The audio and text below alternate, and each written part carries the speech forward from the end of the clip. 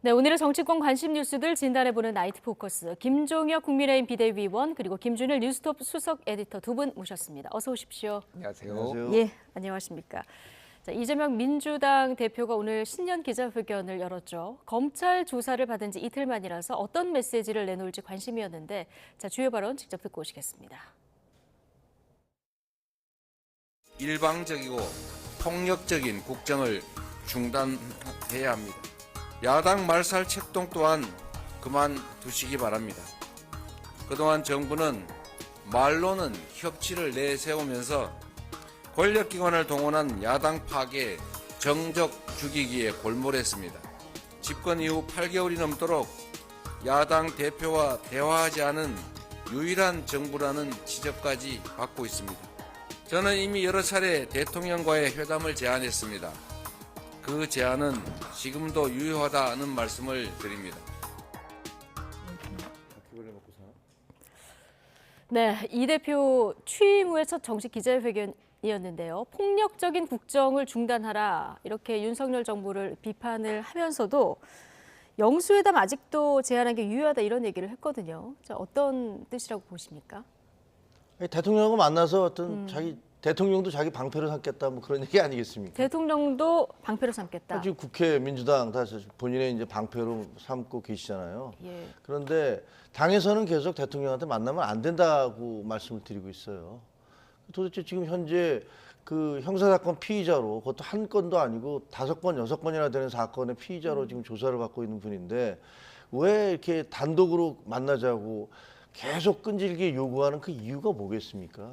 단독 독대한 다음에 그것 자체가 무슨 뭔가 어떤 그 가이드라인을 주는 것 같은 그렇게 해석될 수 있는 부분도 있는 거 아니겠어요? 그 대통령이 그런 분하고 만나서 그런 쌓인 오해를 받을 수 있는 행동을 하면 안 된다고 생각을 하고요. 협치를 얘기하시잖아요. 예. 우리하고 안 만나면서 무슨 협치를 하려고 하느냐 근데 아니 이재명 대표하고 안 만나면 여야 협치가 안 되는 건가요? 왜 안 돼야 되는 거죠?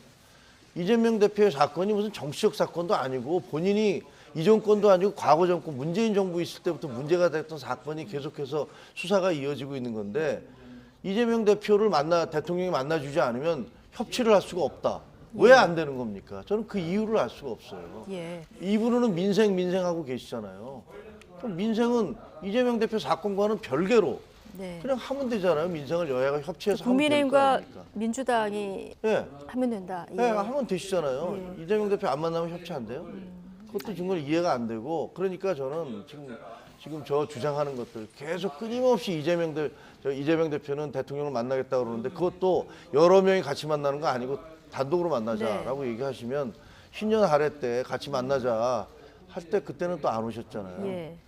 여러 사람과 함께 있는 거는 뭐 의미가 없다고 생각하시는지 모르겠지만 그러니까 그 자체가 저기다가 협치를 내세우고 민생을 내세우고 하는 것들이 모두 다 이재명 후보 개인에게 쏟아져 있는 그런 피의 사실, 그 검찰의 칼날 이런 것들을 막기 위한 방탄에 불과하다. 그래서 아까 말씀드린 대로 민주당에 의해서 국회에 의해서 이제는 뭐 대통령까지 자신의 방패, 방탄 이런 걸로 만들려고 하고 있다라고 생각합니다. 네, 신년 인사회도 안 가고 이 시기에 영수회담 적절치 않다. 이 또한 방탄으로 삼으려는 거다라는 주장이신데 어떻게 보십니까?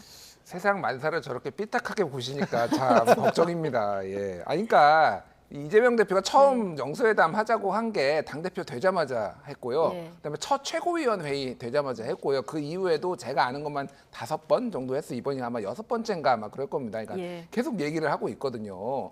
그러면 그때는 뭐 아직 뭐 맨날 그리고 대통령실이나 여당에서 얘기하잖아요. 검찰 수사 우리가 뭐 감독하는 것, 지휘 감독하는 것도 아니고 그거는 정치는 정치고 수사는 수사다 이렇게 먼저 말씀하셨던 게 정부 여당이에요. 그럼 왜 안 만납니까 그때? 네. 그때는 왜 안 만났어요 그러면? 그러니까 지금은 뭐 그렇다고 쳐요. 그럼 그때는 왜 안 만났다는? 그러니까 이재명 대표는 나는 언제든지 어쨌든 정치는 정치고 수사는 수사니까 이렇게 만날 의사가 있다라고 지속적으로 메시지를 보내는데 계속 안 만나는 거예요. 예. 그러니까 범죄자랑 겸상하기 싫어서 그런 거 아니냐? 세간에 이제 그런 평들이 있잖아요. 뭐 싫어하는 건 좋겠는데 진짜 뭐 적하고도 웃으면서 또 만나야 되는 게 정치인인데 그런 부분에서는 너무 대통령이 오히려 협량하다. 물론 이재명 대표가 뭐 방탄인지 아닌지는 모르겠습니다만 그 메시지의 진정성만은 당대표 예. 되자마자 지금까지 6번씩이나 얘기를 했다라고 하면 그 진정성은 어쨌든 인정을 해야죠. 그 부분은. 그러니까 정치는 정치고 수사는 수사다. 그렇죠. 예. 그거는 뭐 이재명 대표가 얘기하는 것도 아니고 정부 여당에서 계속 얘기했던 거예요. 예. 근데 왜 안 만나시는지 잘 모르겠습니다. 대통령실에서는 국회 상황 같은 여건을 고려해서 판단해 보겠다라고 얘기했는데 이거는 거절한 판단을 거라고 6개월째 지금 하고 계시잖아요. 이제 8월부터 해가지고 언제 네. 그럼 결정을 하실 건지 그렇게 좋아 빠르게가 맨날 말씀하시는 분이 왜 이것만 이렇게 천천히 가시는지 모르겠어요. 그냥 예. 차라리 만나기 싫다 공식적으로 그렇게 말씀하시면은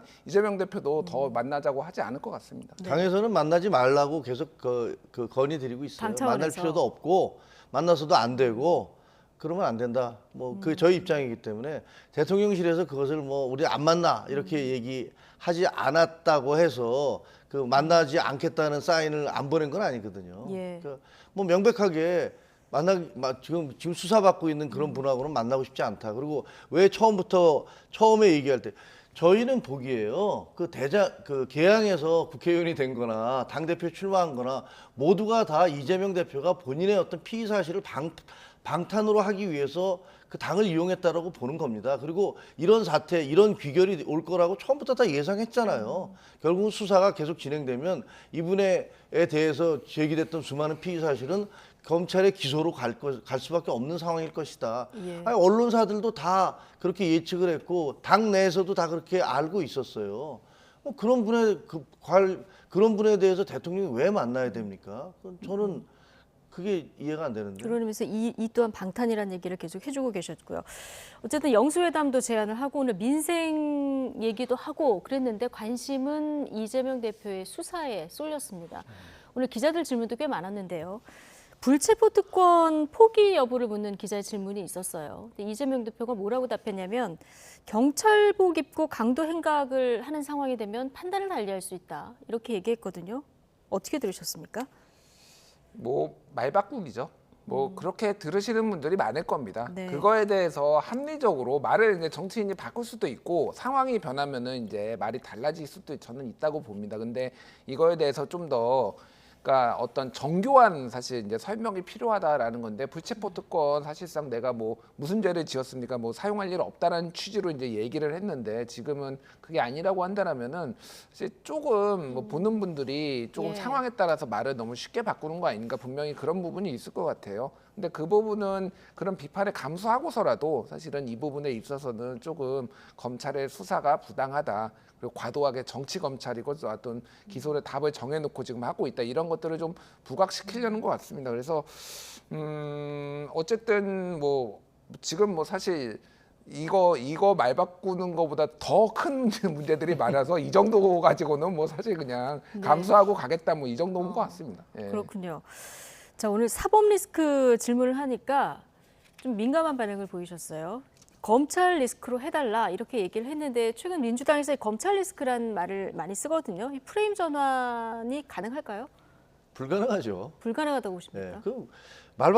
지금 말 바꾸기 얘기가 예. 나왔지만 말 바꾸기 한 게 한두 번이 아니잖아요. 예를 들면 뭐 불체포 특권은 없애줘야 된다라고 얘기를 했지만 이제는 그걸 안 없애겠다라는 거, 그걸 이용해서 자신을 방어하겠다라는 뜻을 분명히 하고 계시고 또 그다음에 과거에 뭐라고 그랬어요. 검찰에 가면 다 털린다. 그리고 검찰에 가면 검찰 수사에서 안 밝혀내는 게 없다. 그러니까 죄를 짓지 마라라고 본인이 그렇게 얘기를 하셨잖아요. 그렇게 해놓고서 이제 와서는 검찰 수사가 강도 행각이다. 뭐 이렇게 얘기하시는 것도 이게 아무리 본인이 수사를 받고 있지만 검찰이라는 공조직에 대해서 그러면 우리도 국회가 다 강도니까 국회는 다 문을 닫아라 이렇게 얘기할 수 있습니까? 그렇게 얘기하면 안 되거든요. 예. 근데 적어도 국가의 지도자가 되겠다라고 했던 분이 검찰 조직 전체를 놓고 강도 행각이다라는 식으로 말씀을 하시는 것은 아주 부적절한 표현이라고 생각을 합니다. 그리고 지금 검찰 리스크라고 얘기하는 것은 이게 사법부가 아니고 검찰은 무슨 정권의 하수인이다 이렇게 말씀을 하시려고 하는 것 같아요. 검찰이 정말로 정치에 예속됐던 그런 느낌을 받는 건 문재인 정부 때예요.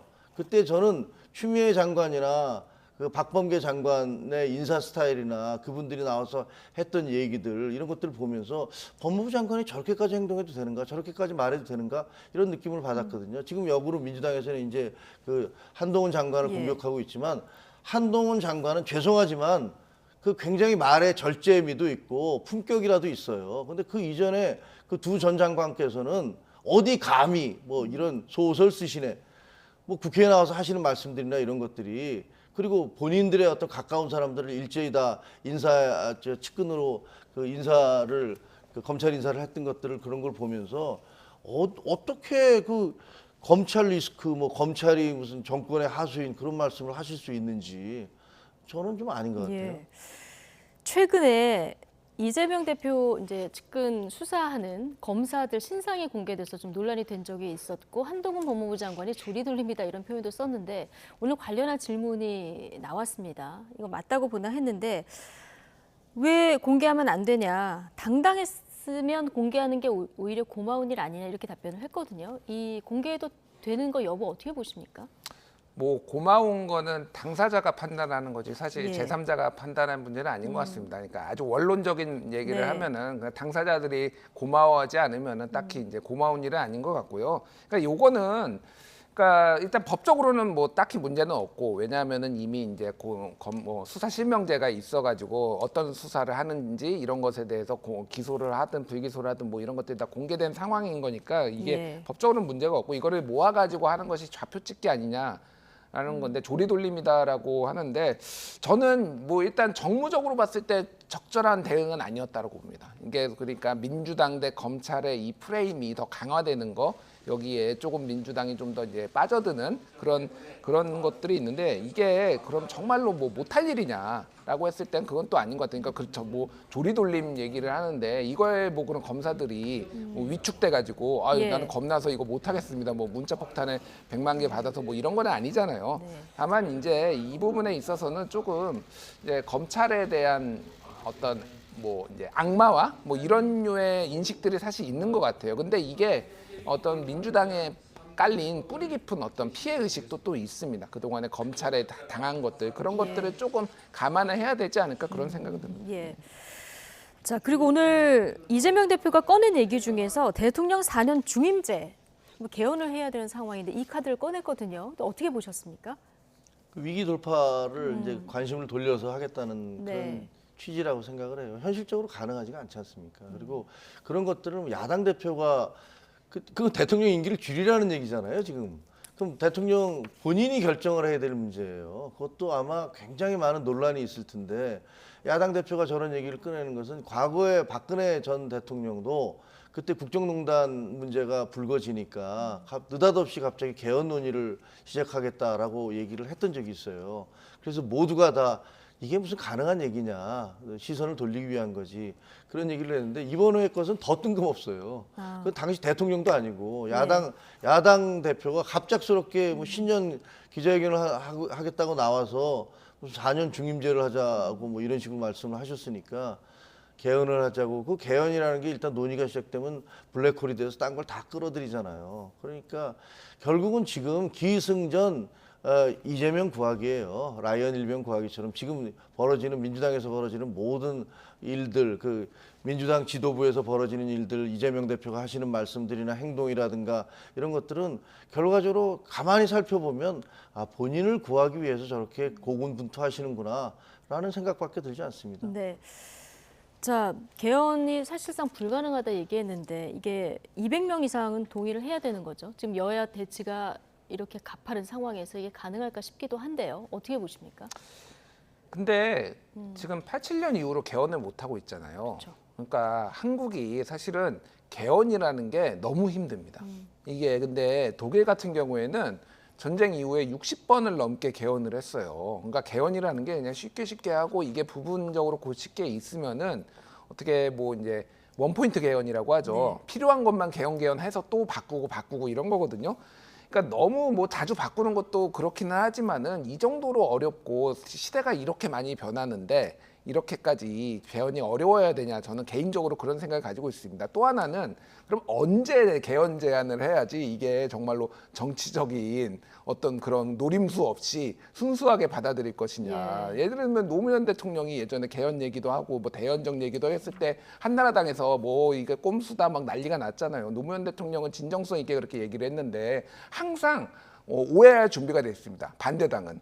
이쪽에서 개헌을 얘기하면은 우리는 곡해할 준비가 돼 있어요. 네. 그러니까 이거에 대해서 늘 뭐 지금까지 항상 예. 그래요. 이번에도 마찬가지로 뭐 이재명 대표가 뭐 이거를 방탄으로 했는지 안 했는지 모르겠으나 이거 자체가 지금 개헌이 시대 정신인 거는 저는 맞다고 보거든요. 예. 예를 들면은 결선 투표제만 원포인트로 개헌을 가든지 뭐 4년 중립제 가든지 이런 것들은 한번 이번에 선거제도 개편도 하면서 같이 논의가 될 만한 건데 저렇게 원천봉쇄를 하는 게 맞는 것이냐. 저는 일단 화두를 그런, 예. 띄웠고 이걸 논의해 볼 만은 하다. 저는 충분히 예. 그렇게 봐야죠. 그러니까 싸울 땐 싸우더라도 이것들은 또 얘기를 해볼 만한 건데 무조건 닫아버리고 이거는 방탄용이다 꼼수다 하는 것도 네. 좀 바른 정치인의 자세는 아니다. 그렇게 말씀드립니다. 예. 저는 거기는 동의를 해요. 그러니까 쉽게 얘기하면 저 개헌 부분에 대해 있어서 우리가 논의해 볼 때가 됐다. 87년 네. 체제가 이게 그 한계에 거의 도달했다라는 것은 저는 동의를 하거든요. 예.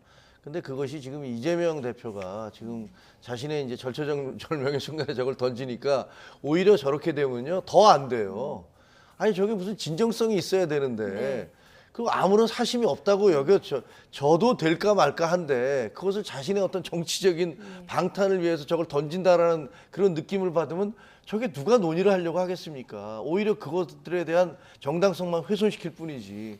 그래서 저는 지금 저런 얘기 꺼내는 게 옳지 않다라고 말씀드린 예. 거예요. 근데 뭐 그렇게 하나씩 다 빼면 개헌할 수 있을까요? 다 이게 굉장히 네. 어려운 게요. 예. 생각해 보세요. 대통령 임기는 5년이고 그다음에 국회의원 임기는 4년이고 이게 대통령 임기 중간에 선거를 도대체 몇 번 치러야 됩니까? 이게 국력 낭비가 엄청 심하거든요. 예. 솔직히 말씀드리면 87년에 그 삼김 씨의 욕심 때문에 그런 거 아닙니까? 원래 4년 중임제로 가려고 하다가 야 그러면 중임제가 되면 내가 8년 동안 혹시 먼저 대통령 된 사람이 8년을 하면 나는 대통령 못해 하니까 상김 씨나 뭐 노태우 그쪽이나 전부 다 야 그러지 말고 5년 한 번만 하기로 하자.